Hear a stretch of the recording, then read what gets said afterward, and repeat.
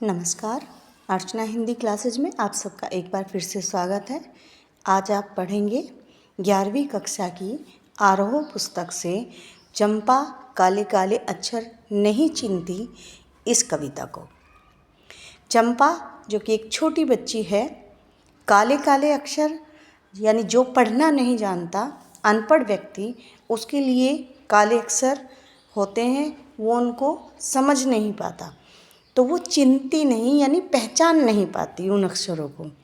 तो उसके बारे में कवि कहते हैं, यहाँ पर देखिए एक तरह से कवि शिक्षक का काम कर रहे हैं और वो समझाने की कोशिश कर रहे हैं उस अनपढ़ बच्ची को कि तुम पढ़ लो, पढ़ाई से तुम्हारा भला हो जाएगा। और वो बच्ची कितनी शरारती है और कितनी आसानी से बातों को घुमा फिरा कर पढ़ाई से अपना पीछा छुड़ा लेती है। तो उस समय की जो परिस्थितियाँ हैं उससे परिचित कराना चाहता है कवि। कवि कहता है, चंपा काले काले अक्षर नहीं चिन्हती। चंपा जो काले काले अक्षर हैं उनको नहीं पहचान पाती। मैं जब पढ़ने लगता हूँ वह आ जाती है। जब मैं खुद से पढ़ता हूँ या कुछ लिखता हूँ अचानक से आ जाती है। खड़ी खड़ी चुपचाप सुना करती है। जब मैं उन अक्षरों को पढ़ता हूँ तो चुपचाप खड़ी होकर सुनती है। उसे बड़ा अचरज होता है, बड़ा आश्चर्य होता है कि इन काले चिन्हों से, क्योंकि उसके लिए तो चिन्ह ही है, इन काले चिन्हों से कैसे ये सब स्वर निकला करते हैं। जो काले अक्षर मैं पढ़ रहा हूँ, जब पढ़ाई करता हूँ तो वो सोचती है कि ये कैसे समझ में आते हैं और ये इनसे कैसे आवाज़ निकलती है, कैसे ध्वनि निकलती है, कैसे स्वर निकलते हैं, ये जो काले काले चिन्ह बने हुए हैं, उसको इस बात पर आश्चर्य होता है। तो यहाँ पर आपको एक प्रश्न मिलता है कि चंपा को क्यों आश्चर्य होता है जब कवि पढ़ता है। चंपा सुंदर की लड़की है, यानी चंपा के पिता का नाम सुंदर है। सुंदर ग्वाला है, गाय भैंस रखता है। ग्वाला यानी गाय भैंस रखने वाला।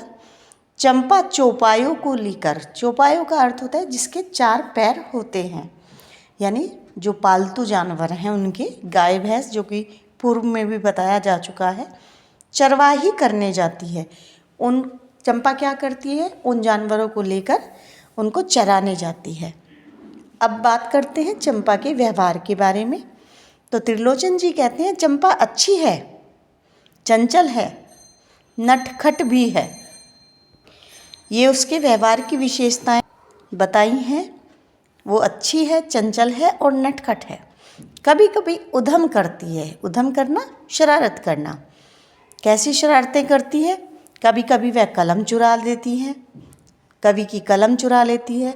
जैसे तैसे उसे ढूंढ कर जब लाता हूँ, जब कवि जैसे तैसे कलम ढूंढ कर लाते हैं तो फिर क्या पाते हैं वो?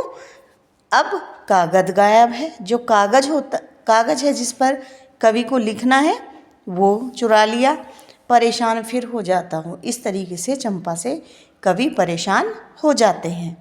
चंपा कहती है, तुम कागज़ ही गोदा करते हो दिन पर। गोदना कहते हैं कुछ लिखना।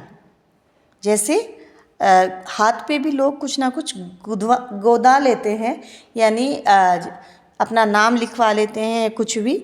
तो किसी भी नुकीली चीज़ से कुछ लिखना, वो गोदना होता है। क्या यह काम बहुत अच्छा है? आश्चर्य से पूछती है, जब पूरे दिन इस काम में लगे रहते हो, कागज़ पे कुछ लिखते रहती हो, क्या यह काम बहुत अच्छा है? यह सुनकर मैं हंस देता हूँ। कवि हंस देते हैं और फिर चंपा चुप हो जाती है। उस दिन चंपा आई।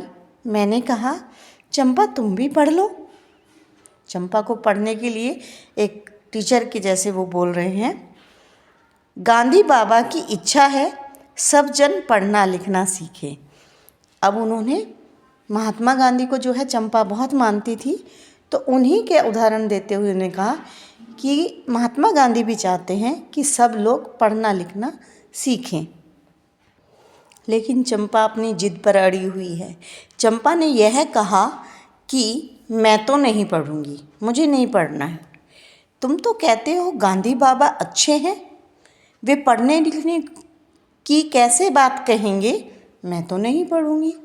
अब कवि उनको गांधी के बारे में बताते थे तो उन्हें लगता था, चंपा को लगता था कि गांधी बाबा बहुत अच्छे हैं और अच्छे ही कवि ने उनको बताया है। तो वो समझती थी जो अच्छे लोग हैं वो हमेशा अच्छी बात करते हैं, वो पढ़ने लिखने को अच्छा नहीं मानती थी। तो उसने ये कहा कि गांधी बाबा जब अच्छे हैं तो वो पढ़ने लिखने की बात कैसे कह सकते हैं, पढ़ना लिखना तो अच्छा नहीं होता। मैंने कहा कि चंपा पढ़ लेना अच्छा है। पढ़ाई का महत्व वो उसको समझा रहे हैं कि चंपा पढ़ना अच्छा है, ब्याह होगा तुम्हारा, जब तुम्हारी शादी होगी, तुम गोने जाओगी, तुम ससुराल के लिए जाओगी, कुछ दिन बालम संग रह चला जाएगा जब कलकत्ता, फिर कुछ दिन तुम्हारा पति तुम्हारे साथ रहकर जब कलकत्ता चला जाएगा। देखिए यहाँ पर एक रोजी रोटी की भी समस्या है।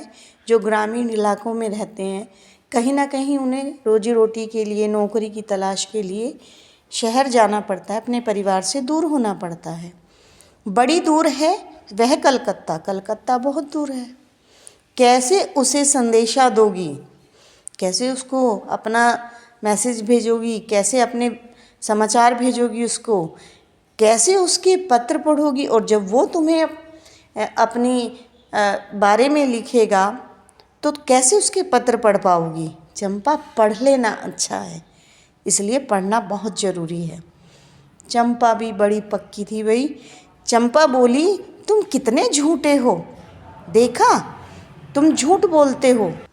हाय राम, तुम पढ़ लिख कर इतने झूठे हो, मैं तो ब्याह कभी ना करूँगी। जैसे बच्चियाँ कहती है ना, मैं शादी नहीं करूँगी, उसने कहा मैं ब्याह कभी नहीं करूँगी, और कहीं जो ब्याह हो गया तो मैं अपने बालम को संग साथ रखूँगी। वो उसका कहने का अर्थ है कि मैं उसे दूर ही नहीं जा रही हूँगी, ना दूर जाएगा, ना पत्र लिखना पड़ेगा, ना वो मुझे पत्र लिखेगा, ना मैं उसे पढ़ूँगी। कलकत्ते में कभी न जाने दूंगी, और कलकत्ते में तो कभी भी नहीं जाने दूंगी। कलकत्ते पर बजर गिरे, बिजली गिरे ऐसे कलकत्ते पर, जो परिवार को अलग कर देता है, परिवार के सदस्यों को अपने पास बुला लेता है। तो ये आपका चैप्टर था, चंपा काले अक्षर नहीं चिन्हती है। तो अगर आपको ये चैप्टर पसंद आया है, आपकी समझ में आया है, तो प्लीज़ शेयर करिए, लाइक करिए, सब्सक्राइब करिए। Thank you.